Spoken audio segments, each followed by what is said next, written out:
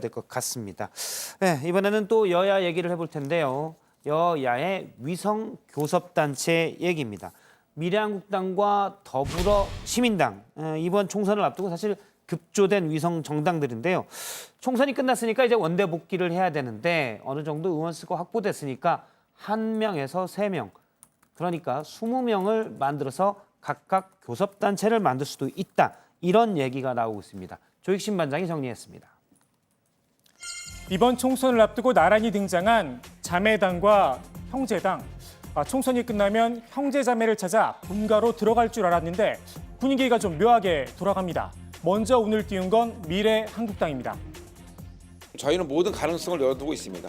한 번만 더 우리가 모셔오면 교섭단체 가능하기 때문에 구성을 하는 데 있어서 필요한 모든 일들을 저희는 할 수 있습니다. 지금.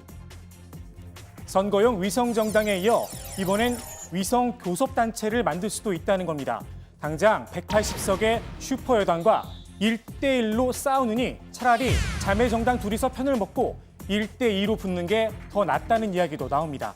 20대 국회에서 제3교섭단체였던 과거 국민의당, 지금의 민생당을 생각하면 이해가 빠르실 듯합니다. 원 구성 협상부터 국회 본회 일정까지 캐스팅 보트를 행사했습니다. 또 국회 부의장직을 비롯해서 국회직도 쏠쏠하게 챙겨갔습니다. 이 민생당의 자리를 21대 국회에서 미래한국당이 차지하겠다는 구상인 겁니다. 그런데 이건 누가 봐도 꼼수입니다. 선거 때는 두 번째 칸 한몸이라고 외치더니 이제 와서 우린 다른 정당이다. 그래도 야권에서 다른 말을 하는 사람이 있긴 합니다. 멍청한 아이디어. 지금 우리가 힘을 합쳐도 거대 여당을 대적하기가 어려운데 또다시 분열하고자 하는 것은 조그마한 당의 권력 하나 차지하려고 하는 멍청한 아이디어다.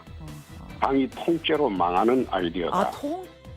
더불어민주당도 일단 미래한국당의 교섭단체 움직임에 날을 세웠습니다.